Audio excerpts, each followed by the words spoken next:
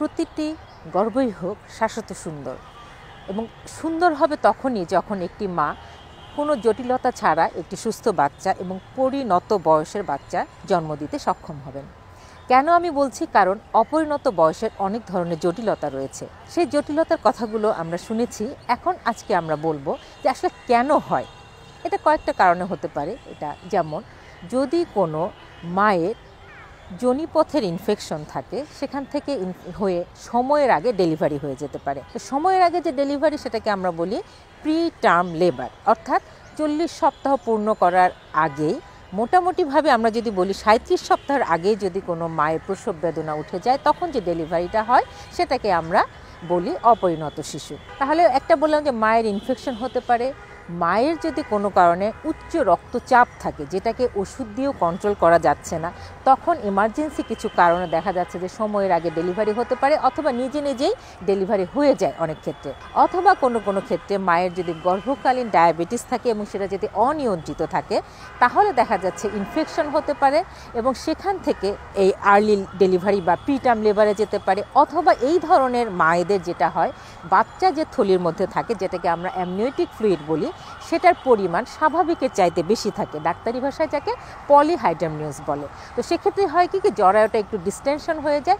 এই জন্য দেখা যাচ্ছে অনেক সময় সময়ের আগে পানি ভেঙে যেতে পারে এবং অনেক সময় ডেলিভারি হয়ে যেতে পারে। আবার কিছু কিছু ক্ষেত্রে দেখা যাচ্ছে আজকাল কিন্তু অনেক বন্ধ্যাত্ব চিকিৎসা হচ্ছে, সেক্ষেত্রে আমরা বলি ওভুলেশন ইন্ডাকশন দিয়ে প্রেগনেন্সি হচ্ছে এবং ওষুধ খেয়ে, সোজা কথায় যদি আমরা বলি, গর্ভধারণ হচ্ছে।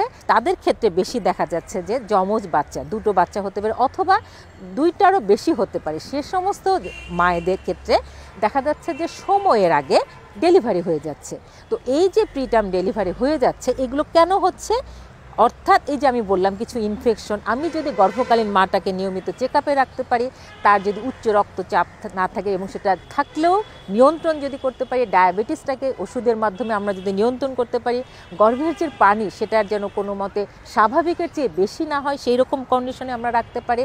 এবং সর্বোপরি অনেক সময় আমাদের দেখা যাচ্ছে যে কোনো সময় এই যে জটিলতাগুলোর কারণে যে ডেলিভারিটা হচ্ছে, সে জটিলতাকে প্রিভেন্ট করতে হলে বা প্রতিরোধ করতে হলে নিয়মিত বারে বারে ডাক্তারের শরণাপন্ন হতে হবে। এই জিনিসগুলো যদি আমরা মাদের বোঝাতে পারি, এবং বিশেষ করে আমরা স্ক্রিনিং বলি যেটা, যে কোন মারা এরকম হতে পারে। আর একটা ইম্পর্টেন্ট বিষয় হচ্ছে, অনেক সময় দেখা যাচ্ছে আমাদের মারা বলে যে আমার আগের বাচ্চাটা 7 মাসে ডেলিভারি হয়ে গিয়েছে। আবার কোনো কোনো মা এসে বলে যে আমার দুটো বাচ্চা 5 থেকে 6 মাসের সময় অ্যাবর্শন হয়ে গেছে। অর্থাৎ এদের ক্ষেত্রে, এরা কিন্তু বাহির থেকে এটা বোঝার উপায় না, এদের ক্ষেত্রে আমরা হিস্ট্রি শুনে বুঝি যে তার হয়তো জরায়ের মুখ, যেটাকে আমরা সার্ভিক্স বলি, সেটা নর্মালি যে লেন্থটা থাকে তার চেয়ে ছোট, এবং এটাকে ডাক্তারি ভাষায় আমরা বলি সার্ভাইকাল ইনকম্পিটেন্স।